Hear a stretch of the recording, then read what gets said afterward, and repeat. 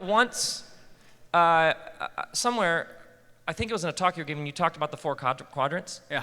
I think these, based on what you said, because you alluded to it a little bit earlier. Yeah.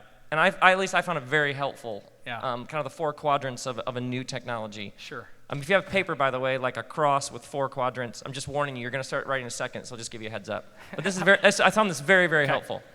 So the thing that McLuhan in his final years observed is that every medium has four basic effects. And so it's not just like a gain and a loss, which is kind of typically what's understood, and I alluded to that in the Two-Eyed Prophet. There are actually four effects, and he basically said, he wrote a book called The Laws of Media, and he challenged the scholarly community to find an example in which one of the laws doesn't apply, or a fifth law also applies. His conviction was that there were only four and always four. There was no case in which there wasn't four. And the way he framed it was not as a law, but as a question, because he believed there wasn't a final answer, there was only an endless probing that could take place. So he basically says, the first question is, what does any medium extend? So the first law is extend. And usually he imagined it in this quadrant, the upper, whatever hand quadrant that is, I don't know which way we're facing. But every medium extends or amplifies some human function. Eyeglasses extend the eye, the wheel extends the foot in circular motion, on and on. Every medium also, let's see, it's extend, obsolesce. Every medium obsolesces in this quadrant down here. It actually changes the function of some previous medium. Now, obsolesce does not mean get rid of. It means change the function of.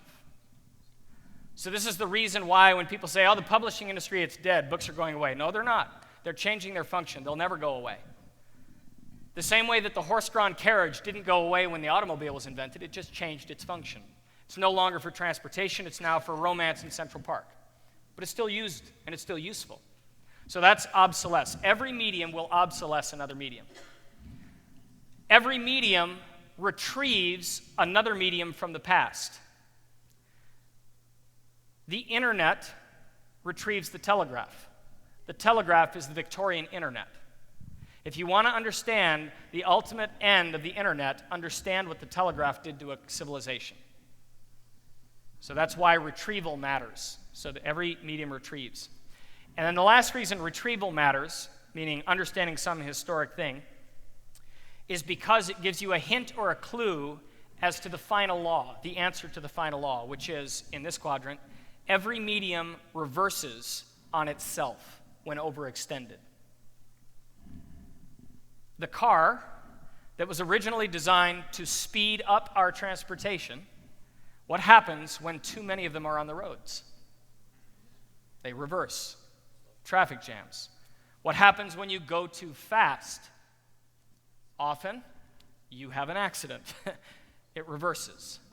So that's the point, is that every medium, and so they all exist in this kind of ongoing balancing between these four forces, and they're always happening, and they're immensely complex. So, that's kind of the... Security camera. Yeah, so like an example, and I do this in... These are, by the way, in my first book, The Four Laws, so if it really interests you, The Hidden Power of Electronic Culture has them. I'm not trying to pimp the book, I see a lot of notes and it may not be necessary. But anyway, the point is I use this example in there. The security cameras. So this is something they now number among the grains of sand on the sea, right? Security cameras everywhere, surveillance cameras everywhere. So what does it extend? Yeah, your eyes. Essentially it's an extension of the eye. What does it obsolesce or get rid of or change the function of? Not get rid of. What does it change the function of? I didn't hear any of that. Security guards. Yeah, great. Neighborhood watch. Eyewitness testimony. If you have a video versus someone testifying, video wins, right? So it changes the function. What does it retrieve from the past?